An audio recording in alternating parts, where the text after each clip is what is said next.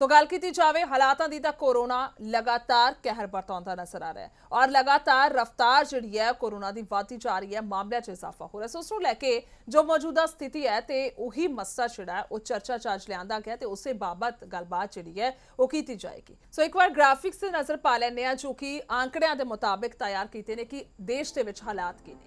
भारत च कोरोना का कहर जारी है। महाराष्ट्र की गल की जाए तो यह आंकड़ा जोड़ा वो चिंताजनक बन चुके हैं। तमिलनाडु के किस तरह की स्थिति है वो तुम वेख सकते हो। आंकड़े रिकवरी और मौतां जिहड़ियां ने वो किन्नियां ने। उस बाद अगर दिल्ली की गल करते हैं तो इत्थे भी चिंताजनक स्थिति बनती जा रही है। आंकड़े और रिकवरी और उस बाद मौतां का आंकड़ा 3600 है हुण तक। कर्नाटक के आंकड़े जिहड़े ने वो भी चिंताजनक ने। 60,000 के करीब मामला हो चुका है, उहदे चों 21,000 के करीब रिकवर होए ने। गुजरात के भी 47,000 तो उपर मामला है तो मौतां जिहड़ियां ने 2122 यानी कि 2100 के करीब मौतां हुई ने। आंध्र प्रदेश के भी स्थिति चिंताजनक है। इत्थे भी आंकड़ा जिहड़ा रिकॉर्ड तोड़ता नजर आ रहा है। ये वक्-वक् सूबे तुहानूं विखा रहे हैं जिथे हालात खराब ने। अरुणाचल प्रदेश के जिहड़ी स्थिति है वो ठीक है। इत्थों की स्थिति ठीक है, बहुत ज़्यादा खराब नहीं और बेहतर है। बल्कि इस आसाम के गल की जाए तो यह भी आंकड़ा जोड़ा चिंताजनक है जिथे कि मामला काफ़ी ज़्यादा बढ़ चुके हैं। बिहार की गल करते हैं तो यह भी आंकड़ा चिंताजनक है। 26,000 के करीब मामला इत्थे है और 217 जिहड़ियां मौतां ने वो हो चुकी हैं। चेन्नई की गल करते हैं तो इत्थे भी चिंताजनक आंकड़े ने। 80,000 के करीब मामला है और 62,000 के करीब रिकवरी हो चुकी है। उत्तर प्रदेश के भी 47,000 के करीब मामला है और 1108 मौतां हुण तक हो चुकी हैं। आंकड़े के मुताबिक मौतां का आंकड़ा जोड़ा है वो काफ़ी ज़्यादा ठीक है। पंजाब की गल करिए तो 10,000 तो उत्ते मामला हो चुका है। रिकवरी 6500 लोगों की हो चुकी है और मौतां 254 हो चुकी हैं। सो चिंताजनक स्थिति जी है वो काफ़ी ज़्यादा बनती जा रही है। सो उसनूं लैके कई तरह के सवाल ने कि जो स्थिति है इस असीं किस तरह के नाल फिलहाल निकल सकते हैं या निकलण दे लई की कुछ किया जा सकता है। खास मेहमान ने चर्चा के लिए सब तो पहला स्वागत करांगे उन्हां दा डॉक्टर राजेश ने जो पंचकुला पारस अस्पताल तो साडे नाल मौजूद ने और डॉक्टर ईश्वर चंदेला आयुर्वेदिक डॉक्टर ने जिहड़े कि साडे नाल चर्चा दे विच मौजूद रहणगे। सो बहुत बहुत स्वागत है दोवें ही खास मेहमानों का। सो डॉक्टर राजेश तुहाडे कोल सब तो पहला आना चाहांगे और यही जानना चाहांगे जो मौजूदा स्थिति है कम्यूनिटी स्प्रैड का खतरा जिहड़ा है वो हुण लगभग हर सूबे दे विच आ चुके हैं। सब तो पहला मौजूदा स्थिति ते की कुछ कहोगे? देखिए, आज अगर हम बात करें कम्युनिटी स्प्रेड के जिस रेट से cases number of cases increase हो रहे हैं जी। तो उस रेट से ये लग रहा है कि इसमें कम्युनिटी स्प्रेड हो गया है। सबसे पहले अगर हम जानने की कोशिश करें कि कम्युनिटी स्प्रेड होता क्या है तो कम्युनिटी स्प्रेड ये वो सिचुएशन है जिसमें कभी जो इन्फेक्शन हो रहा है उसके सोर्स का पता नहीं लगता। ये नहीं पता लगता कि हमें एक इन्फेक्शन जो हुआ है वो कहाँ से हुआ है, कोई पर्टिकुलर इन्फेक्टेड पर्सन से हुआ है कि नहीं हुआ। जी। तो शुरू जब ये कोरोना वायरस इंडिया में आया तो सिर्फ इम्पोर्टेड केसेस के थ्रू आया था। चाइना से मोस्टली ये इम्पोर्ट हुआ था जी। और चाइना के से जो वापस तो उन्हीं से ये चीजें फैल रही थी। फिर धीरे धीरे स्टेज 2 में गए जबकि लोकल पॉपुलेशन अफेक्ट होना शुरू हुई। लेकिन तब भी हमें ये पता था कि ये जो केस इन्फेक्ट हुआ है इसका सोर्स ऑफ इन्फेक्शन क्या है। परंतु जो हम लास्ट अनलॉक होने के बाद की सिचुएशन देख रहे हैं जिसमें बहुत तेजी से केसेस लगभग 40,000 35,000 केसेस रोज इंडिया में बढ़ रहे हैं। जी। तो ये पता लगाना बहुत केसेस में है कि इस पर्टिकुलर इन्फेक्शन का सोर्स कहाँ, क्योंकि इस किसी केस में सोर्स है तो इसलिए ये कहना वाजिब होगा कि इस समय इंडिया में कुछ एरियाज में तो कम्युनिटी स्प्रेड शुरू हो हो ही चुके गया हैं, है। ठीक है, लगभग हो चुके हैं। बहुत बहुत बिल्कुल बहुत ज़्यादा यही मुश्किल आ रही है। इत्थे वड्डा सवाल यही है डॉक्टर राजेश कि किस तरह दे नाल असीं इस नूं फिलहाल ठहरा कर सकते हैं जे असीं इस दे विच घटा नहीं सकते, कुछ घट्टो घट इसनूं वधन तो रोकिया जाए। पर समस्या यही है कि कोई भी इस ते हले कोई कामयाबी नहीं पा सके। सो मेहमान साडे नाल लगातार मौजूद ने और डॉक्टर ईश्वर तुहाडे कोल आना चाहांगे और जानना चाहांगे अगर गल की जाए तो जो पहला भी अपनी एक बार चर्चा हुई है मस्से ते तो तुसी यही गलबात की कि इम्यूनिटी सिस्टम काफ़ी स्ट्रोंग है साडे देश के लोगों का, ਪਰ ਉਸ ਦੇ ਬਾਵਜੂਦ ਜੋ ਸਾਡੀ ਸਥਿਤੀ ਹੈ ਉਹ ਕਾਫੀ ਆંકੜੇ ਚਿੰਤਾਜਨਕ ਨੇ। ਅਗਸਤ ਆਉਣ ਵਾਲਾ ਹੈ, ਮੁੱਖ ਮੰਤਰੀ ਪੰਜਾਬ ਕਹਿੰਦੇ ਨੇ ਅਗਸਤ ਦੇ ਵਿੱਚ ਪੀਕ ਤੇ ਹੋਏਗਾ ਕਰੋਨਾ। किस हिसाब के नाल असीं जी पा रहे, जबकि हर एक संस्था विभाग जिहड़े ने अनलॉक हो चुके हैं, यानी कि खोल दिते गए ने? देखो जिथे तक कम्यूनिटी स्प्रैड की गल है, ਉਹਦੇ ਨਾਲ ਇੱਕ ਜਿਹੜੀ ਨਵੀਂ ਹੁਣ ਰਿਸਰਚ ਦੇ ਵਿੱਚ ਕੁਝ ਚੀਜ਼ਾਂ ਸਪਸ਼ਟ ਹੋਈਆਂ ਨੇ ਕਿ 에ਅਰਬੋਰਨ ਵੀ ਹੈਗਾ, ਸਿਰਫ ਕੰਟੈਕਟ ਤੋਂ ਨਹੀਂ ਹੁੰਦਾ, 에ਅਰਬੋਰਨ ਵੀ ਹੈਗਾ। 에ਅਰਬੋਰਨ ਹੈਗਾ ਤਾਂ ਫਿਰ ਇਸ ਕਰਕੇ ਕਮਿਊਨਿਟੀ ਸਪਰੈਡ ਨੂੰ ਤੱਕ ਤੁਸੀਂ ਇਹ ਮੰਨ ਕੇ ਚੱਲੋ ਕਿ ਇਨਵਿਟੇਬਲ ਸੀਗਾ, ਇਹ ਹੋਣਾ ਹੀ ਸੀ। ਅਸੀਂ ਜਿੰਨੇ ਮਰਜ਼ੀ ਪ੍ਰੀਕਾਸ਼ਨਸ ਲੈਂਦੇ ਰਹਿੰਦੇ, ਅਸੀਂ ਕੰਟੈਕਟ ਨੂੰ ਰੋਕ ਸਕਦੇ ਸੀ, ਅਸੀਂ ਡਿਸਟੈਂਸਿੰਗ ਕਰ ਸਕਦੇ ਸੀ, ਲੇਕਿਨ 에ਅਰ ਦੇ ਵਿੱਚ ਸਾਹ ਸਭ ਨੇ ਲੈਣਾ। ਹਾਲਾਂਕਿ ਮਾਸਕ ਸਾਰੇ ਇਸਤੇਮਾਲ ਕਰ ਰਹੇ ਨੇ, ਲੇਕਿਨ ਮਾਸਕ ਦਾ ਇਸਤੇਮਾਲ ਹੋਣ ਦੇ ਬਾਵਜੂਦ ਮਾਸਕ ਕਈ ਵਾਰੀ ਖੁਦ ਵੀ ਸੋਰਸ ਬਣ ਗਿਆ, ਕਿਉਂਕਿ ਮਾਸਕ ਦਾ ਡਿਸਪੋਜ਼ਲ ਇਹੋ ਜਿਹੀ ਜਗ੍ਹਾ ਤੇ ਹੋਇਆ ਜਿੱਥੋਂ ਅੱਗੇ ਸਪਰੈਡ ਹੋ ਸਕਦਾ ਸੀ। ਔਰ ਬਾਰ-ਬਾਰ ਇੱਕੋ ਹੀ ਮਾਸਕ ਬਹੁਤ ਸਾਰੇ ਲੋਕਾਂ ਨੇ ਇਸਤੇਮਾਲ ਕੀਤਾ, ਉਹਨੂੰ ਨਾ ਡਿਸਪੋਜ਼ ਕੀਤਾ ਗਿਆ, ਨਾ ਧੋਤਾ ਗਿਆ ਚੰਗੀ ਤਰ੍ਹਾਂ, ਨਾ ਉਹ ਬਹੁਤ ਅੱਛੇ ਸਟੈਂਡਰਡ ਦੇ ਸੀਗੇ। ਇਸ ਕਰਕੇ ਕਮਿਊਨਿਟੀ ਸਪਰੈਡ ਦੀ ਤਾਂ ਸੰਭਾਵਨਾ ਪਹਿਲੇ ਹੀ ਸੀਗੀ। ਪਰ ਅਗਰ ਜਿਸ ਤਰ੍ਹਾਂ ਦੀ ਤੁਸੀਂ ਗੱਲ ਕਰ ਰਹੇ ਹੋ ਡਾਕਟਰ ਈਸ਼ਵਰ, ਜਿਹੜਾ 에ਅਰ ਦੇ ਵਿੱਚ ਹੈ, ਹਵਾ ਦੇ ਵਿੱਚ ਹੈ, ਜਿੱਥੇ ਤੱਕ ਹੁਣ ਤੱਕ ਚਰਚਾ ਹੋਈ ਹੈ, 에ਅਰ ਨੂੰ ਲੈ ਕੇ ਵੀ ਹੋਈ ਸੀ ਕਿ ਥੋੜੀ ਦੇਰ ਦੇ ਲਈ ਜਿਹੜਾ ਇਸਦਾ, ਜਿਵੇਂ ਕਿਸੇ ਨੇ ਛਿੱਕ ਮਾਰੀ, ਜੇ ਮੈਂ ਉਦਾਹਰਨ ਦੇ ਤੌਰ ਤੇ ਗੱਲ ਕਰਾਂ, ਤਾਂ ਉਹ ਜਿੰਨੀ ਦੇਰ ਛਿੱਕ ਦਾ ਜਿਹੜਾ ਅਸਰ ਰਹੇਗਾ ਜਾਂ ਉਸਦੇ ਕਣ ਰਹਿਣਗੇ ਹਵਾ ਦੇ ਵਿੱਚ, ਉਨੀ ਦੇਰ ਮੰਨ ਲਓ ਜਿਹੜਾ ਵਾਇਰਸ ਹੈ, ਪਰ ਉਸ ਤੋਂ ਬਾਅਦ ਉਸਦਾ ਅਸਰ ਘਟਣਾ ਸ਼ੁਰੂ ਹੋ ਜਾਂਦਾ ਹੈ। ਕਿ ਇਸ ਤਰ੍ਹਾਂ ਦੇ ਨਾਲ ਹਵਾ ਦੇ ਵਿੱਚ ਹੈ, ਫਿਰ ਤਾਂ ਇਸਦਾ ਕੋਈ ਸੋਲੂਸ਼ਨ ਨਹੀਂ, ਜਾਂ ਫਿਰ ਜਿੰਨਾ ਮਰਜ਼ੀ ਮਾਸਕ ਪਾ ਲਓ ਜਾਂ ਜੋ ਮਰਜ਼ੀ ਕਰ ਲਵੋ, ਸੋਸ਼ਲ ਡਿਸਟੈਂਸ ਰੱਖ ਲਓ, ਫਿਰ ਤਾਂ ਕੋਈ ਵੀ ਇਸ ਤੋਂ ਨਹੀਂ ਬਚ ਸਕੇਗਾ। ਇਸ ਹਿਸਾਬ ਦੇ ਨਾਲ ਤਾਂ ਸਾਰੀ ਪੋਪੂਲੇਸ਼ਨ ਪ੍ਰਭਾਵਿਤ ਹੋਏਗੀ। ਇਸੇ ਨੂੰ ਅਸੀਂ ਮੱਦੇਨਜ਼ਰ ਰੱਖਦੇ ਹੋਏ ਇਹ ਮੰਨ ਕੇ ਚੱਲਦੇ ਹਾਂ ਕਿ ਇਹ ਗੱਲ ਇਨਵਿਟੇਬਲ ਸੀਗੀ, ਔਰ ਸਾਨੂੰ ਇਹਦੇ ਵਾਸਤੇ ਪ੍ਰਿਪੇਅਰ ਮੈਂਟਲੀ ਤਾਂ ਰਹਿਣਾ ਹੀ ਰਹਿਣਾ, ਲੇਕਿਨ ਜੋ ਅਸੀਂ ਫਿਜ਼ੀਕਲੀ ਜਾਂ ਅਸੀਂ ਮੈਜਰਮੈਂਟਸ ਕਰ ਸਕਦੇ ਹਾਂ ਉਹ ਕੀ ਕਰ ਸਕਦੇ ਹਾਂ। ਇਹ ਸਭ ਤੋਂ ਵੱਡੀ ਇਹਦੇ 'ਚ ਚੀਜ਼ ਉਹੀ ਆ ਗਈ ਕਿ ਸਾਡੀ ਇਮਿਊਨਿਟੀ ਸਟਰੋਂਗ ਹੋਵੇ, ਕਿਉਂਕਿ ਸਾਹ ਤਾਂ ਹਰੇਕ ਨੇ ਲੈਣਾ। ਇਮਿਊਨਿਟੀ ਸਟਰੋਂਗ ਕਰਨ ਵਾਸਤੇ ਸਰਕਾਰ ਨੇ ਹਰੇਕ ਨੂੰ ਡਾਈਟ ਇੰਸਟਰਕਸ਼ਨ ਦਿੱਤੀਆਂ, ਉਸ ਤੋਂ ਬਾਅਦ ਕੁਝ ਆਯੁਰਵੈਦਿਕ, ਯੂਨਾਨੀ, ਹੋਮਿਓਪੈਥਿਕ ਜਿਹੜੀ ਦਵਾਈ ਵੀ ਜਿੱਥੋਂ ਅਵੇਲੇਬਲ, ਜੋ ਸੋਰਸ ਤੋਂ ਪਤਾ ਲੱਗੀ ਉਹ ਚੀਜ਼ ਦੱਸੀ ਗਈ ਹੈ, ਤਾਂ ਕਿ ਬੰਦੇ ਦੀ ਇਮਿਊਨਿਟੀ ਸਟਰੋਂਗ ਹੋ ਜਾਏ। ਔਰ ਇਮਿਊਨਿਟੀ ਸਟਰੋਂਗ ਹੋਣ ਦੇ ਨਾਲ ਅਗਰ 에ਅਰ ਦੇ ਵਿੱਚ ਹੈਗਾ ਤਾਂ ਬੋਡੀ ਦੀ ਜਿਹੜੀ ਇਮਿਊਨਿਟੀ ਸਿਸਟਮ ਹੈ ਉਹਨੂੰ ਫਾਈਟ ਅਪ ਕਰਕੇ ਉਹਨੂੰ ਇਹ ਸਿੰਪਟੋਮੈਟਿਕ ਤੱਕ ਕੰਟਰੋਲ ਕਰ ਸਕਦਾ ਹੈ। ਇਨਫੈਕਸ਼ਨ ਤਾਂ ਹੋ ਗਈ ਪਰ ਸਿੰਪਟਮ ਨਹੀਂ ਆਏ, ਇਸ ਕਰਕੇ ਮਰੀਜ਼ ਨੂੰ ਤਾਂ ਦਿੱਕਤ ਨਹੀਂ ਹੋਈ, ਲੇਕਿਨ ਸਾਡੇ ਆંકੜੇ ਜ਼ਰੂਰ ਵਧੀ ਜਾਂਦੇ ਨੇ। ਔਰ ਅਗਰ ਅਸੀਂ ਇਕੱਲੇ ਆંકੜਿਆਂ ਨੂੰ ਦੇਖਦੇ ਹਾਂ ਤਾਂ ਬਹੁਤ ਜ਼ਿਆਦਾ ਡਰ ਲੱਗਦਾ, ਬਹੁਤ ਜ਼ਿਆਦਾ ਡਰ ਇਸ ਕਰਕੇ ਲੱਗਦਾ ਹੈ ਕਿ ਇਸ ਤਰੀਕੇ ਨਾਲ ਵੱਧਦਾ ਪਿਆ। ਇਹ ਵੀ ਨਜ਼ਰ ਆਇਆ, ਜਾਂ ਫਿਰ ਕਈ ਡਾਕਟਰਸ ਦੀ ਗੱਲ ਕਰੀਏ ਜਿਹੜੇ ਮਾਹਿਰ ਨੇ ਉਹ ਹੀ ਕਹਿ ਰਹੇ ਨੇ, ਕਈਆਂ ਨੂੰ ਤਾਂ ਪਤਾ ਹੀ ਨਹੀਂ ਲੱਗਿਆ ਕਿ ਸਾਨੂੰ ਕੋਰੋਨਾ ਹੋਇਆ ਔਰ ਕੋਰੋਨਾ ਸਾਡੇ ਤੋਂ ਗੁਜ਼ਰ ਕੇ ਜਾ ਵੀ ਚੁੱਕਿਆ। ਇਹ ਵੀ ਤੁਸੀਂ ਇਸ ਦੇ ਨਾਲ ਸਹਿਮਤ ਹੋ? ਕਿਉਂਕਿ ਇਮਿਊਨਿਟੀ ਸਟਰੋਂਗ ਸੀਗੀ, ਲੱਛਣ ਨਹੀਂ ਆਏ, ਚੈੱਕਅਪ ਨਹੀਂ ਕਰਾਇਆ ਤਾਂ ਨਹੀਂ ਪਤਾ ਲੱਗਿਆ। ਦੋ ਤਿੰਨ ਗੱਲਾਂ ਵਿੱਚ ਹੈਗੀਆਂ, ਇਮਿਊਨਿਟੀ ਸਟਰੋਂਗ ਸੀ ਜਾਂ ਇਨਫੈਕਸ਼ਨ ਬਹੁਤ ਵੀਕ ਸੀਗੀ, ਕਿਉਂਕਿ ਵਾਇਰਸ ਦੇ ਸਟ੍ਰੇਨ ਬਦਲਦੇ ਰਹਿੰਦੇ ਨੇ, ਮਿਊਟੇਸ਼ਨ ਹੁੰਦੀ ਰਹਿੰਦੀ ਨੇ ਕਿਸੇ ਨਾ ਕਿਸੇ ਜਗ੍ਹਾ ਦੇ ਉੱਤੇ, ਜਿਨ੍ਹਾਂ ਨੂੰ ਬਾਰ-ਬਾਰ ਹੋ ਰਹੀ ਹੈ ਉੱਥੇ ਜਾਂ ਤਾਂ ਵਾਇਰਸ ਨੇ ਆਪਣੀ ਮਿਊਟੇਸ਼ਨ ਕਰਕੇ ਆਪਣੀ ਜਿਹੜੀ ਹੈ ਸੈਲ ਸਟਰਕਚਰ ਚੇਂਜ ਕਰ ਲਿਆ, ਉਸ ਕਰਕੇ ਇਹਨਾਂ ਨੂੰ ਬਾਰ-ਬਾਰ ਹੋ ਰਿਹਾ। ਕਈਆਂ ਨੂੰ ਬਾਰ-ਬਾਰ ਹੋਣ ਦੀ ਸਾਡੇ ਹਿੰਦੁਸਤਾਨ 'ਚ ਤਾਂ ਨਹੀਂ, ਲੇਕਿਨ ਹੋਰ ਦੇਸ਼ਾਂ ਦੇ ਵਿੱਚ ਮਿਲਿਆ ਹੈ ਕਿ ਇੱਕੋ ਪੇਸ਼ੈਂਟ ਨੂੰ ਦੂਜੀ ਵਾਰ ਵੀ ਹੋਇਆ ਠੀਕ ਹੋਣ ਦੇ ਬਾਅਦ। ਹਾਲਾਂਕਿ ਇਮਿਊਨਿਟੀ ਆ ਜਾਣੀ ਚਾਹੀਦੀ ਸੀ, ਇਮਿਊਨਿਟੀ ਕਿਉਂ ਨਹੀਂ ਆਈ? ਕਿਉਂਕਿ ਵਾਇਰਸ ਨੇ ਸਟ੍ਰੇਨ ਆਪਣਾ ਬਦਲ ਲਿਆ ਤੇ ਉਹਨੇ ਸੋਚਿਆ ਕਿ ਹੁਣ ਤਾਂ ਮੈਨੂੰ ਹੋਣਾ ਨਹੀਂ ਹੈ, ਉਹ ਲਾਪਰਵਾਹ ਹੋ ਗਿਆ ਤਾਂ ਉਹਦੇ ਨਾਲ ਉਹਨੂੰ ਦੁਬਾਰਾ ਇਨਫੈਕਸ਼ਨ ਹੋ ਗਈ। ਇਹ ਸਾਰੀਆਂ ਗੱਲਾਂ ਦੇਖਦੇ ਹੋਏ ਮੈਂ ਬਾਰ-ਬਾਰ ਉਸ ਗੱਲ ਨੂੰ ਕਹਿ ਰਿਹਾ ਸੀ ਕਿ ਸਾਡਾ ਜਿਹੜਾ ਕੁਝ ਐਂਸ਼ੀਐਂਟ ਵਿਜ਼ਡਮ ਹੈ, ਜਿਹੜਾ ਸਾਡਾ ਪੁਰਾਣਾ ਵਿਜ਼ਡਮ ਹੈ, ਉਹਦਾ ਕਿਤੇ ਨਾ ਕਿਤੇ ਸਾਨੂੰ ਇਸਤੇਮਾਲ ਜ਼ਰੂਰ ਕਰਨਾ ਚਾਹੀਦਾ ਹੈ। ਸ਼ਾਸਤਰਾਂ ਦੇ ਵਿੱਚ ਕੋਈ ਵੀ ਗੱਲ ਬਿਨਾਂ ਕਿਸੇ ਗੱਲੋਂ ਨਹੀਂ ਲਿਖੀ ਗਈ। ਹੁਣ ਅਸੀਂ ਤੁਲਸੀ ਇਸਤੇਮਾਲ ਕਰਦੇ ਸੀ, ਅੱਜ ਸਿੱਧ ਹੋ ਰਿਹਾ ਕਿ ਤੁਲਸੀ ਇਮਿਊਨਿਟੀ ਬੂਸਟ ਕਰਦੀ ਹੈ, ਗਿਲੋਵ ਇਮਿਊਨਿਟੀ ਬੂਸਟ ਕਰਦੀ ਹੈ, ਔਰ ਉਹਦੇ ਨਾਲ ਫਾਇਦਾ ਵੀ ਦਿਖ ਰਿਹਾ।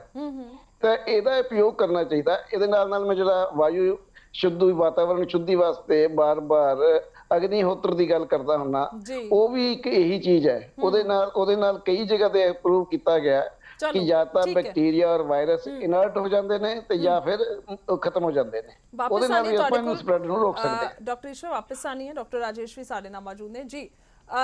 ਕਿੰਨੀ ਕੁ ਸਹਿਮਤੀ ਜਿਹੜੀ ਹੈਗੀ ਹੈ ਇਸ ਜੋ ਈਸ਼ਵਰ ਜੀ ਕਹਿ ਰਹੇ ਨੇ ਡਾਕਟਰ ਈਸ਼ਵਰ, ਔਰ ਖਾਸ ਤੌਰ ਤੇ ਅਗਰ ਮਸਲਾ ਜਿਹੜਾ ਹੈ 에ਅਰ ਸਪਰੈਡ ਨੂੰ ਲੈ ਕੇ ਹੈ ਜਾਂ ਫਿਰ ਜੋ ਹੁਣ ਕਮਿਊਨਿਟੀ ਸਪਰੈਡ ਹੋ ਰਿਹਾ ਹੈ?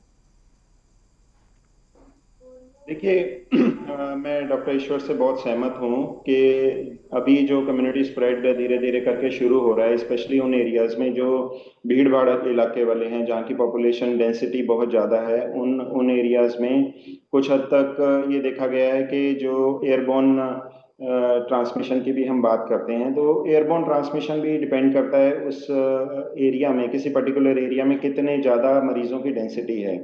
और बहुत सारे मरीज अगर मास्क लगा के अगर हम छींकते हैं तो वो मास्क के अंदर ही रह जाती है हमारी सारी जी। जो जर्म्स। कुछ लोग जो आजकल हम देख रहे हैं कि बहुत सारे स्पेशली डेंस पॉपुलेशन में, स्पेशली जो हमारी कॉलोनीज हैं, जो बहुत टाइट कॉलोनीज हैं, उसमें लोग मास्क भी लगाने से परहेज कर रहे हैं। अनलॉक के बाद उनका जो माइंडसेट है वो भी अनलॉक हो गया, उनको कोई शायद डर नहीं रहा, या जो भी है अनलॉक की वजह से वो मिलना जुलना ज्यादा शुरू कर दिया है। तो उसकी जी। वजह से जब एक डेंसिटी किसी एरिया में ज्यादा होती है, तो जो जब छींके हैं या खांसी के जो के थ्रू जो ड्रॉपलेट्स बनती हैं, वो ज्यादा देर तक सरवाइव करती हैं और इस एरिया में आने वाला कोई भी व्यक्ति जी। इन्फेक्ट हो सकता है। तो इसके लिए जो डॉक्टर ईश्वर दूसरी बात कह रहे थे कि ये बहुत जरूरी है इस चीज को रोकने के लिए कि हम अपनी इम्यूनिटी बढ़ाएं, और इम्यूनिटी बढ़ाने के लिए बहुत इम्पोर्टेंट है कि हम उन चीजों से परहेज करें जो हमारी इम्यूनिटी को डाउन न कर। फॉर एग्जाम्पल, जैसे ठंडा पानी है, वो उसका परहेज करेंगे तो उससे बच सकते हैं, क्योंकि ठंडी चीजों से हमें पता है कि जी। फ्लू भी है, और खांसी जुकाम की चीजें ठंडी चीजों को या एयर कंडीशनर में ज्यादा ठंडा टेम्परेचर रखने से होता है, मौसम बदलने से होता है। तो उसके लिए या तो हम गर्म पानी बार बार पी, दिन में सुबह उठते ही अगर हम गर्म पानी पिए, न्यूट्रिशियस फूड खाएं। अगर खाना हमारा न्यूट्रिशियस रहेगा तो हमारी इम्यूनिटी डेफिनेटली बढ़ी रहेगी। जी। उन्होंने जिक्र किया डॉक्टर साहब ने, जैसे तुलसी का, और हमारे और भी कई चीजें हैं जिनसे हम घर में घरेलू काढ़ा बनाते हैं, बार बार लेते रहते हैं, बूस्टर का काम करता है। और ठीक है, इससे ठीक है। डॉक्टर राजेश, मैं वापस आ रही हूँ ਤੁਹਾਡੇ ਕੋਲ। ਫਿਲਹਾਲ ਅਗਰ ਮਸਲੇ ਦੀ ਗੱਲ ਕਰੀ ਜਾਵੇ ਤਾਂ ਡਾਕਟਰ ਈਸ਼ਵਰ, ਮੈਂ ਇਹ ਤੁਹਾਡੇ ਤੋਂ ਜਾਣਨਾ ਚਾਹਾਂਗੀ, ਅੱਜ ਅਸੀਂ ਚਰਚਾ ਦੇ ਵਿੱਚ ਇਸ ਕਰਕੇ ਬੈਠੇ ਕਿਉਂਕਿ ਕਮਿਊਨਿਟੀ ਸਪਰੈਡ ਜਿਹੜਾ ਉਹ ਹੋ ਚੁੱਕਿਆ, ਲਗਭਗ ਹੋ ਚੁੱਕਿਆ, ਸਾਰੇ ਹੀ ਸੂਬਿਆਂ ਦੇ ਵਿੱਚ ਹੈ। ਦਰਸ਼ਕ ਜਿਹੜੇ ਸੁਣ ਪਾ ਰਹੇ ਨੇ, ਮੈਂ ਚਾਹਾਂਗੀ ਕਿ ਤੁਸੀਂ ਉਹਨਾਂ ਨੂੰ ਇਹ ਦੱਸੋ ਕਿ ਆਖਿਰਕਾਰ ਇਸ ਤੋਂ ਬਚਿਆ ਜਾ ਸਕਦਾ ਜਾਂ ਨਹੀਂ ਬਚਿਆ ਜਾ ਸਕਦਾ, ਤੇ ਜੇਕਰ ਬਚਿਆ ਜਾ ਸਕਦਾ ਤਾਂ ਕਿਸ ਤਰ੍ਹਾਂ ਦੇ ਨਾਲ, ਕਿਉਂਕਿ ਕੰਮ ਜਿਹੜੇ ਰੋਜ਼ ਦੇ ਉਹ ਸਭ ਨੂੰ ਕਰਨੇ ਪੈ ਰਹੇ ਨੇ। ਹਰ ਇੱਕ ਕੋਈ ਆਪਣੇ ਕੰਮ ਤੇ ਜਾ ਰਿਹਾ, ਬਾਹਰ ਨਿਕਲਣਾ ਪੈ ਰਿਹਾ, ਘਰ ਵਿੱਚ ਬੰਦ ਹੋਣਾ ਹੁਣ ਪੋਸੀਬਲ ਨਹੀਂ ਰਿਹਾ। ਬਿਲਕੁਲ ਠੀਕ ਹੈ ਤੁਹਾਡੀ ਗੱਲ, ਕਿਉਂਕਿ ਕੰਮ ਜਿੰਨੀ ਦੇਰ ਤੱਕ ਮੈਂਟਲ ਸਾਡਾ ਸੈਟਅਪ ਸੀਗਾ ਕਿ ਹੁਣ ਸਾਡਾ ਗੁਜ਼ਾਰਾ ਸ਼ਾਇਦ 1 ਮਹੀਨੇ ਦੇ ਵਿੱਚ, 1.5 ਮਹੀਨੇ ਦੇ ਵਿੱਚ ਹੋ ਜਾਣਾ, ਜੀ। ਤੇ ਅਸੀਂ ਆਪਣੇ ਦੁਬਾਰਾ ਕੰਮ ਕਰ ਸਕਾਂਗੇ। ਲੋਕੀ ਸਟ੍ਰਿਕਟਲੀ ਆਪਣੇ ਲੋਕਡਾਊਨ ਨੂੰ ਉਹਨਾਂ ਨੇ ਫੋਲੋ ਕੀਤਾ। ਹੁਣ ਜਦੋਂ ਜਦ ਇਹ ਪਤਾ ਲੱਗਦਾ ਪਿਆ ਕਿ ਇਹ ਪਤਾ ਨਹੀਂ ਕਿੰਨੀ ਦੇਰ ਤੱਕ ਰਹਿਣ ਵਾਲਾ, ਲੰਬੇ ਟਾਈਮ ਤੱਕ ਰਹਿਣ ਵਾਲਾ, ਤਾਂ ਹਰ ਬੰਦੇ ਨੇ ਸੋਚਿਆ ਕਿ ਹੁਣ ਅਸੀਂ ਕੰਮਕਾਰ ਤਾਂ ਛੱਡ ਨਹੀਂ ਸਕਦੇ। ਹਾਂ, ਬਿਲਕੁਲ ਠੀਕ ਹੈ, ਉਹਨਾਂ ਦੀ ਸੋਚ ਬਿਲਕੁਲ ਠੀਕ ਹੈ, ਸਰਵਾਈਵਲ ਵਾਸਤੇ ਉਹ ਕੰਮ ਵੀ ਜ਼ਰੂਰੀ ਹੈ। ਲੇਕਿਨ ਗੱਲ ਉਹੀ ਜਿੱਦਾਂ ਡਾਕਟਰ ਸਾਹਿਬ ਵੀ ਕਹਿ ਰਹੇ ਸੀ ਕਿ ਕਮਿਊਨਿਟੀ ਸਪਰੈਡ ਨੂੰ ਰੋਕਣਾ ਇਹ ਇੱਕ ਤਰ੍ਹਾਂ ਦਾ ਇੱਕ ਇੰਨਾ ਵੱਡਾ ਟਾਸਕ ਹੈ, ਜਿੱਦਾਂ ਇੱਕ ਘਾਹ ਦੇ ਉਹਦੇ ਵਿੱਚੋਂ ਸੂਈ ਲੱਭਣਾ, ਵੀ ਕਿੱਥੋਂ ਸ਼ੁਰੂ ਹੋਇਆ ਅਸੀਂ ਲੱਭ ਹੀ ਨਹੀਂ ਸਕਦੇ, ਕਿੱਥੋਂ ਸ਼ੁਰੂ ਹੋਇਆ, ਸ਼ੁਰੂ ਨਹੀਂ ਪਤਾ ਲੱਗਾ ਤਾਂ ਉਹ ਨੀਚੇ ਨੀਚੇ ਕਿਤੇ ਨਾ ਕਿਤੇ ਵੱਧਦਾ ਵੱਧਦਾ ਵਧੇਗਾ ਹੀ। ਲੇਕਿਨ ਗੱਲ ਫਿਰ ਇਮਿਊਨਿਟੀ ਤੇ ਆ ਕੇ ਟਿਕਦੀ ਹੈ ਕਿ ਆਪਣੀ ਇਮਿਊਨਿਟੀ ਨੂੰ ਠੀਕ ਰੱਖੋ। ਔਰ ਦੂਸਰੀ ਗੱਲ ਜਿਹੜੀ ਮੈਂ ਬਹੁਤ ਇੰਪੋਰਟੈਂਟ ਗੱਲ ਕਹਿਣ ਲੱਗਾ, ਉਹ ਗੱਲ ਇਹ ਹੈ ਕਿ ਅਗਰ ਕਿਸੇ ਨੂੰ ਇਹ ਪਤਾ ਲੱਗਦਾ ਕਿ ਮੈਨੂੰ ਕੋਈ ਸਿੰਪਟਮ ਇਹੋ ਜਿਹੇ ਲੱਗ ਰਹੇ ਨੇ, ਕਿਉਂਕਿ ਹੁਣ ਆਲਮੋਸਟ ਸਾਰੀ ਜਨਤਾ ਜਾਣ ਚੁੱਕੀ ਹੈ ਵੀ ਇਹਦੇ ਸਿੰਪਟਮ ਕੀ ਹੁੰਦੇ ਨੇ, ਉਹਨੂੰ ਉਸੇ ਵੇਲੇ ਜਾ ਕੇ ਆਪਣੇ ਆਪ ਨੂੰ ਵਲੰਟੀਅਰ ਕਰਨਾ ਚਾਹੀਦਾ ਕਿ ਮੈਨੂੰ ਏਦਾਂ ਦੇ ਸਿੰਪਟਮ ਲੱਗਦੇ ਨੇ, ਮੈਨੂੰ ਚੈੱਕਅਪ ਕੀਤਾ ਜਾਵੇ। ਜੇ ਹੈਗਾ ਤਾਂ ਮੈਂ ਘੱਟੋ ਘੱਟ ਆਪਣੇ ਉਸ ਇਲਾਕੇ ਤੋਂ ਦੂਰ ਹੋ ਜਾਵਾਂ, ਐਸੀ ਆਈਸੋਲੇਸ਼ਨ ਵਾਲੀ ਜਗ੍ਹਾ ਤੋਂ ਚਲ ਜਾਵਾਂ ਜਿੱਥੋਂ ਮੈਂ ਸੋਰਸ ਨਾ ਬਣਾ। ਇਹ ਬਹੁਤ ਵੱਡਾ ਇੱਕ ਪੁਆਇੰਟ ਹੈ ਜਿਹੜੇ ਲੋਕਾਂ ਨੂੰ ਸਮਝਣਾ ਚਾਹੀਦਾ। ਲੇਕਿਨ ਪ੍ਰਸ਼ਾਸਨ ਦੀ ਸਖਤੀ ਔਰ ਕੁਝ ਪੁਲਿਸ ਦੇ ਡਰ ਨਾਲ ਲੋਕੀ ਇਸ ਚੀਜ਼ ਨੂੰ ਛੁਪਾਉਣਾ ਇੱਕ ਸਾਧਨ ਸਮਝ ਰਹੇ। ਡਾਕਟਰ ਈਸ਼ਵਰ, ਅਗਰ ਮੁੱਖ ਮੰਤਰੀ ਸਾਹਿਬ ਦੀ ਗੱਲ ਕਰੀਏ ਤਾਂ ਜੋ ਉਹਨਾਂ ਆਸਕ ਕੈਪਟਨ ਕਰ ਰਿਹਾ ਸੀ ਤਾਂ ਉਹਦੇ ਵਿੱਚ ਵੀ ਉਹਨਾਂ ਨੇ ਕਿਹਾ ਕਿ ਜੋ ਲੱਗਦਾ ਤੁਹਾਨੂੰ ਖੰਘ ਜ਼ੁਕਾਮ ਬੁਖਾਰ ਹੈ, ਲੱਗ ਰਿਹਾ ਤੁਹਾਨੂੰ ਹਲਕਾ ਵੀ ਜ਼ੁਕਾਮ ਹੈ, ਤਾਂ ਤੁਸੀਂ ਆਪਣੇ ਡਾਕਟਰ ਨਾਲ ਕੰਸਰਨ ਕਰੋ, ਉਹ ਤੁਹਾਨੂੰ ਦੱਸਣਗੇ ਕਿ ਤੁਹਾਨੂੰ ਜਿਹੜਾ ਸੀਜ਼ਨਲ ਹੈ ਜਾਂ ਫਿਰ ਤੁਹਾਨੂੰ ਸਿੰਪਟਮ ਹੈ ਕੋਰੋਨਾ ਦੇ, ਉਸ ਦੇ ਵਿੱਚ ਕਿਸ ਤਰ੍ਹਾਂ ਦੇ ਨਾਲ ਲੋਕ ਡਿਫਰ ਕਰ ਸਕਦੇ ਨੇ। ਹਾਲਾਂਕਿ ਹੁਣ ਜਿੱਥੇ ਤੱਕ ਲੱਗ ਰਿਹਾ ਹੈ ਕਿ ਜ਼ਿਆਦਾਤਰ ਲੋਕ ਸੁਚੇਤ ਨੇ। ਖੌਫ ਜ਼ਰੂਰ ਹੈ, ਇੱਕ ਟੈਸਟ ਕਰਾਉਣ ਤੋਂ ਲੈ ਕੇ ਇਲਾਜ ਤੱਕ ਖੌਫ ਹੈਗਾ, ਪਰ ਅਗਰ ਗੱਲ ਕਰੀਏ ਤਾਂ ਸਿੰਪਟਮਸ ਦੀ, ਤਾਂ ਉਹ ਥੋੜਾ ਜਿਹਾ ਮੈਂ ਤੁਹਾਡੇ ਤੋਂ ਜਾਣਨਾ ਚਾਹਾਂਗੀ ਕਿ ਕਲੀਅਰ ਜ਼ਰੂਰ ਕਰੋ।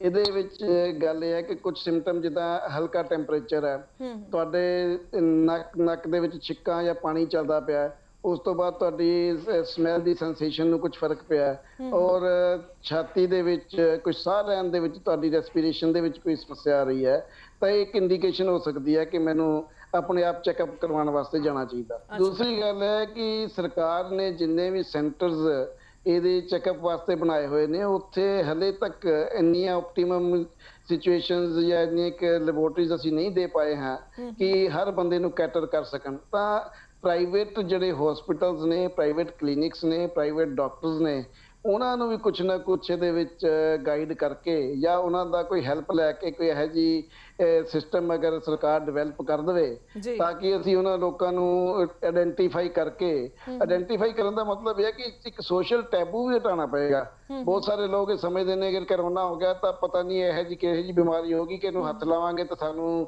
ਦਿੱਕਤ ਹੋ ਜਾਏਗੀ। ਇਹ ਵੀ ਦੱਸਣਾ ਪਏਗਾ ਵੀ ਕੰਟੈਕਟ ਕਿੰਨੀ ਦੇਰ ਤੱਕ, ਅਗਰ ਅਸੀਂ ਅੱਧੇ ਘੰਟੇ ਤੱਕ ਕੰਟੈਕਟ 'ਚ ਰਹਿੰਦੇ ਹਾਂ ਤਾਂ ਸਾਡੀ ਸੰਭਾਵਨਾ ਜ਼ਿਆਦਾ ਵੱਧਦੀ ਹੈ।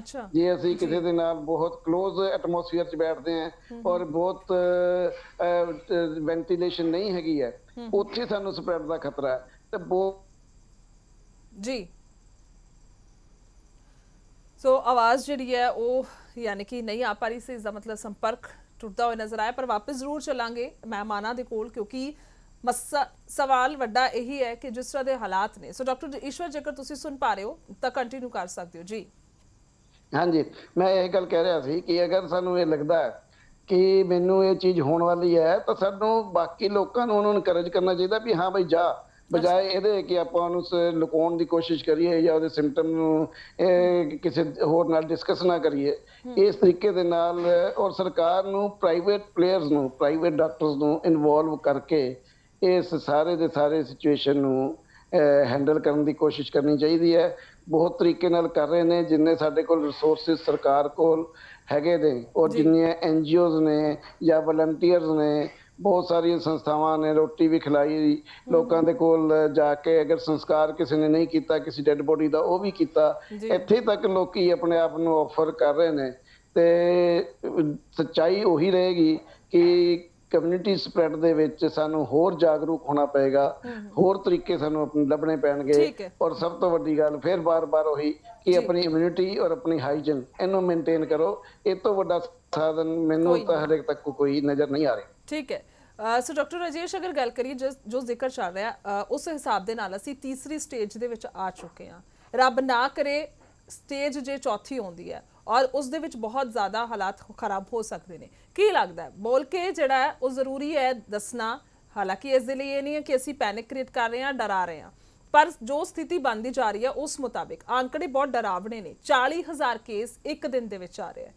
ਕਿਸ ਹਿਸਾਬ ਦੇ ਨਾਲ ਅਸੀਂ ਚੱਲ ਰਹੇ ਹਾਂ ਔਰ ਕਿਵੇਂ ਕਹਿ ਸਕਦੇ ਹਾਂ ਕਿ ਅੱਗੇ ਜੋ ਆਉਣ ਵਾਲੇ 2 ਜਾਂ 3 ਮਹੀਨੇ ਨੇ ਸਾਡੇ ਕੀ ਹੋ ਸਕਦੇ ਨੇ? बहुत खराब है, जिस ये नंबर बढ़ रहे हैं, इन्फेक्टेड लोगों की संख्या बढ़ती जा रही है। एक चीज और देख रहे हैं कि जो डेली इंक्रीज है नंबर जी, जब शुरुआत हुई थी 2000-3000 केसेस इन्फेक्ट होते थे, फिर 10,000 11,000 थे, आज की डेट में बात करें तो 35,000 40,000, तो 40,000 से भी ज्यादा केसेस इन्फेक्ट हुए हैं। रेट से ये चल रहा है, रेट से ये अगला तो कम से कम इम्पोर्टेंट है के मामले में कि अब नेक्स्ट 1.5 ये बीमारी और बढ़ने वाली है, और जब तक इस स्प्रेड को नहीं रोका गया तो ये स्टेज 4 और ये ऑलरेडी जो एपिडेमिक फॉर्म है उसमें अगर चली, बहुत सारे लोग इसमें इन्फेक्ट हो जाएंगे जरूर जी। सो ਉਹੀ ਮਸਲਾ ਜਿਹੜਾ ਗੰਭੀਰ ਹੈ। ਡਾਕਟਰ ਈਸ਼ਵਰ, ਤੁਸੀਂ ਕੀ ਕਹੋਗੇ? ਕਿਉਂਕਿ ਜਿਸ ਹਿਸਾਬ ਦੇ ਨਾਲ ਕੇਸਿਸ ਵੱਧ ਰਹੇ ਨੇ, ਸਭ ਤੋਂ ਵੱਡੀ ਗੱਲ ਹੈ ਡੈਥ ਰੇਟ ਵੱਧ ਰਿਹਾ ਹੈ। ਇਹ ਨਹੀਂ ਕਹਾਂਗੇ ਰਿਕਵਰੀ ਨਹੀਂ ਹੋ ਰਹੀ, ਰਿਕਵਰੀ ਵੀ ਹੋ ਰਹੀ ਹੈ, ਪਰ ਇਸ ਹਿਸਾਬ ਦੇ ਨਾਲ ਸਾਡਾ ਅੰਕੜਾ ਕੀ ਹੋ ਸਕਦਾ ਹੈ ਅਗਰ ਅਸੀਂ ਕੁਝ ਕੀਤਾ ਜਾਂ ਫਿਰ ਆਪਣਾ ਹੀ ਧਿਆਨ ਰੱਖ ਲਿਆ ਘੱਟੋ ਘੱਟ, ਤਾਂ ਕਿ ਅਸੀਂ ਬਚਾਅ ਦੇ ਵਿੱਚ ਰਹਿ ਸਕਦੇ ਹਾਂ, ਜਾਂ ਫਿਰ ਅਗਸਤ ਪੀਕ ਤੇ ਹੋਏਗਾ ਕੋਰੋਨਾ? ਇਹ ਜਿਹੜਾ ਸਹੀ ਹੈ, ਕਿੰਨਾ ਕੁ ਲੱਗਦਾ ਤੁਹਾਨੂੰ, ਔਰ ਉਸ ਤੋਂ ਬਾਅਦ ਦੀ ਸਥਿਤੀ ਕੀ ਹੋ ਸਕਦੀ ਹੈ? ਦੇਖੋ ਅਗਸਤ ਦੇ ਵਿੱਚ ਕਰੋਨਾ ਪੀਕ ਤੇ ਹੋਏਗਾ, ਇਹ ਗੱਲ ਤਾਂ ਮੰਨ ਕੇ ਹੀ ਚੱਲਣੀ ਚਾਹੀਦੀ ਹੈ, ਜੀ ਕਿਉਂਕਿ ਕਮਿਊਨਿਟੀ ਸਪਰੈਡ ਦੇ ਨਾਲ ਨਾਲ ਜਿਹੜੀ ਜਿਸ ਰੇਸ਼ੋ ਦੇ ਨਾਲ ਸਾਡੇ ਟੈਸਟ ਵਧੇ ਨੇ, ਉਹਦੇ ਨਾਲ ਅੰਕੜਾ ਤਾਂ ਵਧੇਗਾ ਹੀ ਵਧੇਗਾ, ਕਿਉਂਕਿ ਉਹ ਆਲਰੇਡੀ ਸਾਡੀ ਪਾਪੂਲੇਸ਼ਨ ਦੇ ਵਿੱਚ ਹੈਗੇ ਨੇ। ਅਸੀਂ ਉਹਨਾਂ ਨੂੰ ਆਇਡੈਂਟੀਫਾਈ ਕਰ ਪਾ ਰਹੇ ਹਾਂ ਹੁਣ ਟੈਸਟਾਂ ਦੇ ਨਾਲ। ਅਸੀਂ ਆਇਡੈਂਟੀਫਾਈ ਕਰਾਂਗੇ, ਨੈਚੁਰਲੀ ਇੱਕਦਮ ਸਾਨੂੰ ਸਪਰੋਟ ਲੱਗੇਗਾ ਵੀ ਬਹੁਤ ਇੱਕਦਮ ਵੱਧ ਗਏ ਨੇ। ਅੱਛਾ, ਇਹ ਅਚਾਨਕ ਹੀ ਵੱਡਾ ਇੰਨੇ ਕਾਰਨ ਜ਼ਿਆਦਾ ਹੈ ਕਿ patient ਵੱਧ ਗਏ ਨੇ। ਟੈਸਟਿੰਗ ਵਧੀ ਹੈ, ਇਸ ਕਰਕੇ ਅੰਕੜਾ ਵਧਿਆ, ਯਾਨੀ ਕਿ ਪਹਿਲਾਂ ਵੀ ਸੀ ਸਪਰੈਡ ਪਰ ਉਦੋਂ ਟੈਸਟਿੰਗ ਨਹੀਂ ਸੀ ਹੋਈ। ਜੀ ਜੀ ਡਾਕਟਰ ਈਸ਼ਵਰ,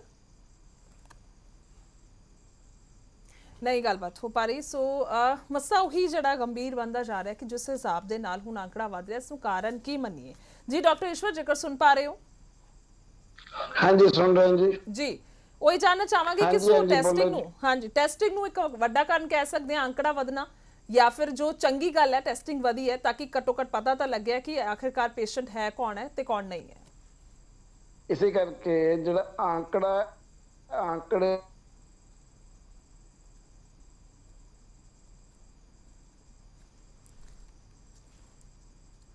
ਸੋ ਮਸਲਾ ਜਿਹੜਾ ਗੰਭੀਰ ਬਣਦਾ ਜਾ ਰਿਹਾ ਜਿਸ ਤਰ੍ਹਾਂ ਦੇ ਨਾਲ ਇਹ ਸਥਿਤੀ ਹੈ।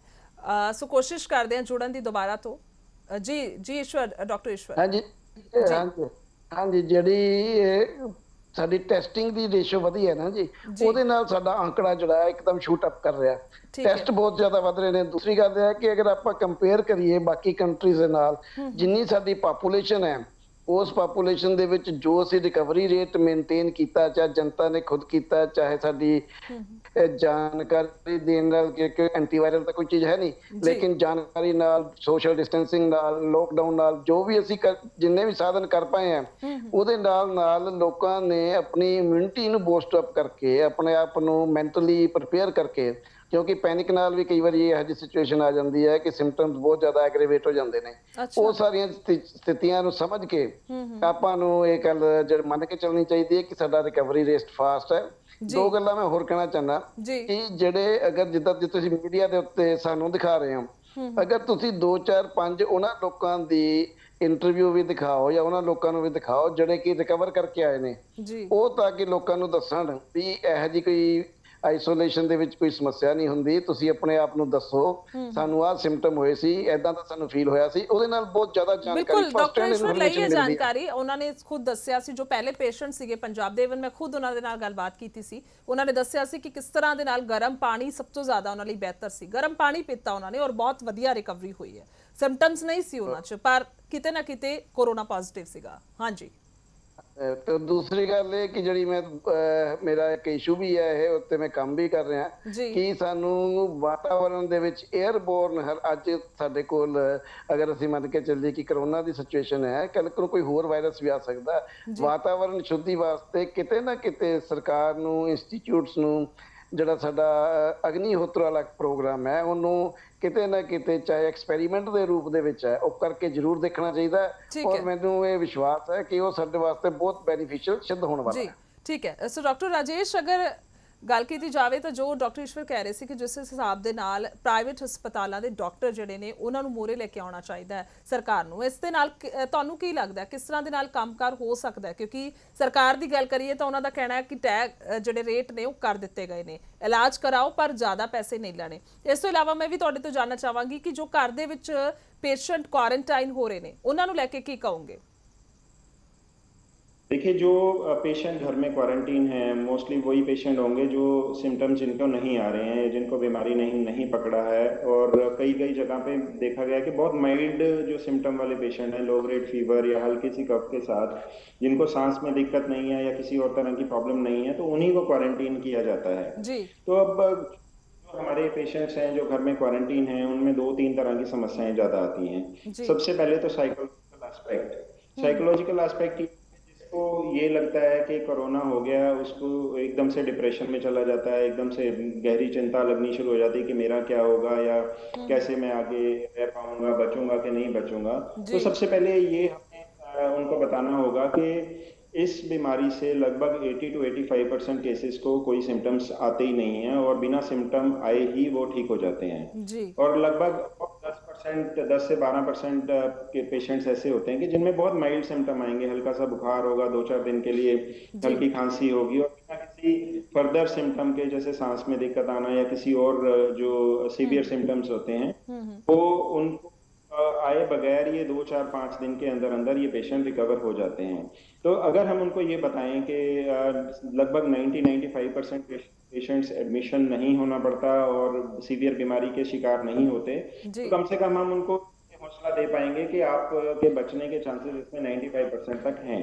वो एटलीस्ट डिप्रेशन में ना जाएं, अपने आप को संभाल के रखें और स्ट्रेस में ना रहें, क्योंकि यही जो डिप्रेशन स्ट्रेस है एक और कारण भी है हमारी इम्यूनिटी के डाउन होने का। अगर हम सारा दिन चिंता में ही रहेंगे तो हमारी इम्यूनिटी डेफिनेटली डाउन रहेगी, क्योंकि इसी चिंता के नंबर 2 जो पॉइंट आता है कि वो खाना पीना छोड़ देते हैं, भूख लगनी बंद हो जाती है डिप्रेशन में। बिल्कुल। तो अगर हम खाना नहीं खाएंगे तो हमारी इम्यूनिटी कैसे हम बरकरार रख पाएंगे। ये भी सोचना है कि हम जो इन्फेक्टेड पेशेंट है उसको पता है कि अभी मेरे को सिम्टम्स नहीं है, लेकिन वो क्वारंटीन होता है, कमरे में बंद होता है पॉजिटिव पेशेंट, तो घर वाले ज्यादा डिप्रेशन में और भी ज्यादा स्ट्रेस में रहते हैं कि अंदर पता नहीं क्या चल रहा है या फोन पे बात हो रही है कि वो छुपा रहे हैं हमसे कोई बीमारी अंदर ही अंदर बढ़ ना जाए। तो ये चीज का हमें साइकोलॉजिकल एस्पेक्ट्स का जरूर ध्यान रखना है। जब भी कोई पेशेंट पॉजिटिव आता है तो हमें एटलीस्ट उनको और उनके परिवार वालों की हमें साइकोलॉजिकल काउंसलिंग जरूर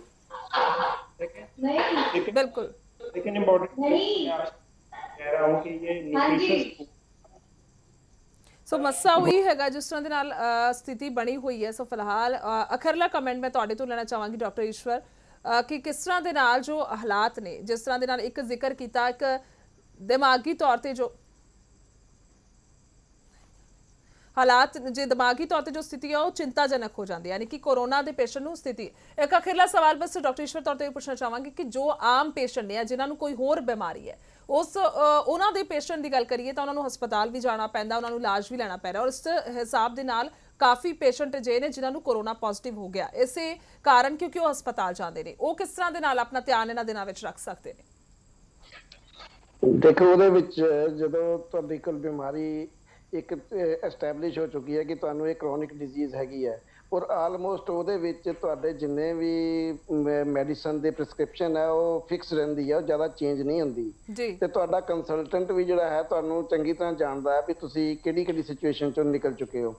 ਤਾਂ ਬਜਾਏ ਇਹਦੇ ਕਿ ਉਹ ਬਾਰ-ਬਾਰ ਹਸਪਤਾਲ ਵਿਜ਼ਿਟ ਕਰਨ, ਆਪਣੇ ਡਾਕਟਰ ਦੇ ਨਾਲ ਫੋਨ ਦੇ ਉੱਤੇ ਇਸੇ ਤਰ੍ਹਾਂ ਜਿੱਦਾਂ ਹੁਣ ਅਸੀਂ ਗੱਲਬਾਤ ਕਰ ਰਹੇ ਹਾਂ ਵੀਡੀਓ ਕਾਨਫਰੰਸਿੰਗ ਦੇ ਜ਼ਰੀਏ ਜਾਂ ਉਹਦੇ ਨਾਲ ਗਾਈਡੈਂਸ ਲੈ ਕੇ ਅਵੋਇਡ ਕਰਨ ਵੀ ਅਸੀਂ ਡਾਇਰੈਕਟ ਡਾਕਟਰ ਨਾਲ ਇਨ ਟੱਚ ਕਰੀਏ, ਕਿਉਂਕਿ ਉੱਥੇ ਬਾਕੀ ਕਰੋਨਾ ਪੇਸ਼ੈਂਟ ਜਾਂ ਅਨਨੋਨ ਕਰੋਨਾ ਪੇਸ਼ੈਂਟ ਵੀ ਉੱਥੇ ਹੋ ਸਕਦੇ ਨੇ ਤੇ ਇਨਫੈਕਸ਼ਨ ਕੈਰੀ ਕਰਨ ਦੀ ਜ਼ਿਆਦਾ ਚਾਂਸਸ ਨੇ। ਜਦ ਤੱਕ ਕਿ ਸੀਵੀਅਰ ਐਮਰਜੈਂਸੀ ਨਹੀਂ ਹੈ ਉਹਨਾਂ ਨੂੰ ਹਸਪਤਾਲਾਂ ਨੂੰ ਵਿਜ਼ਿਟ ਨਹੀਂ ਕਰਨਾ ਚਾਹੀਦਾ ਔਰ ਡਾਕਟਰ ਨੂੰ ਵੀ ਚਾਹੀਦਾ ਇਹ ਅਕੋਮੋਡੇਟ ਕਰਨ। ਉਹ ਬਾਰ-ਬਾਰ ਤੰਗ ਨਾ ਹੋਣ ਕਿ ਮੈਨੂੰ ਪੇਸ਼ੈਂਟ ਨੇ 2 ਵਾਰੀ ਫੋਨ ਕਰ ਲਿਆ ਜਾਂ 4 ਵਾਰੀ ਫੋਨ ਕਰ ਲਿਆ, ਉਹਨੂੰ ਸਿੰਪੈਥੈਟਿਕਲੀ ਡੀਲ ਕਰਨ। ਇਹਦੇ ਨਾਲ ਕੀ ਹੈ ਕਿ ਜਿਹੜੇ ਕ੍ਰੋਨਿਕ ਜਾਂ ਮੋਰਬਿਡਿਟੀ ਜਿਨ੍ਹਾਂ ਦੇ ਕੋਲ ਹੈਗੀ ਹੈ ਉਹ ਲੋਕ ਬਚ ਸਕਦੇ ਨੇ, ਉਹਨਾਂ ਨੂੰ ਇਨਫੈਕਸ਼ਨ ਹੋਣ ਦਾ ਖਤਰਾ ਘਟ ਜਾਏਗਾ। ਬਹੁਤ ਬਹੁਤ ਸ਼ੁਕਰੀਆ, ਧੰਨਵਾਦ ਹੈ ਦੋਵੇਂ ਖਾਸ ਮਹਿਮਾਨਾਂ ਦੇ, ਈਸ਼ਵਰ ਚੰਦ ਜੀ ਤੁਹਾਡਾ ਵੀ ਔਰ ਦੂਸਰੇ ਪਾਸੇ ਡਾਕਟਰ ਰਾਜੇਸ਼ ਤੁਹਾਡਾ ਵੀ। ਸੋ ਦੱਸ ਦਈਏ ਕਿ ਕਮਿਊਨਿਟੀ ਸਪਰੈਡ ਵੱਧ ਰਿਹਾ, ਇਸ ਵਿੱਚ ਆਪਣਾ ਬਚਾਅ ਖੁਦ ਹੀ ਰੱਖਣਾ ਪਵੇਗਾ। ਸਭ ਤੋਂ ਜ਼ਰੂਰੀ ਹੈ ਕਿ ਤੁਸੀਂ ਆਪਣੀ ਇਮਿਊਨਿਟੀ ਨੂੰ ਸਟਰੋਂਗ ਰੱਖੋ, ਚੰਗੀਆਂ ਚੀਜ਼ਾਂ ਖਾਓ, ਬਾਹਰੀ ਜਿਹੜੇ ਫਾਸਟ ਫੂਡ ਨੇ ਜਾਂ ਹੋਰ ਖਾਣੇ ਨੇ ਉਹਨਾਂ ਤੋਂ ਬਚਾਅ ਰੱਖਿਆ ਜਾਵੇ, ਠੰਡੀਆਂ ਚੀਜ਼ਾਂ ਨੂੰ ਅਵੋਇਡ ਕੀਤਾ ਜਾਵੇ। ਸੋ ਫਿਲਹਾਲ ਅੱਜ ਦੇ ਮੁੱਦੇ ਦੇ ਵਿੱਚ ਇੰਨਾ ਹੀ। ਫਿਲਹਾਲ ਤੋਂ ਇਜਾਜ਼ਤ, ਧੰਨਵਾਦ।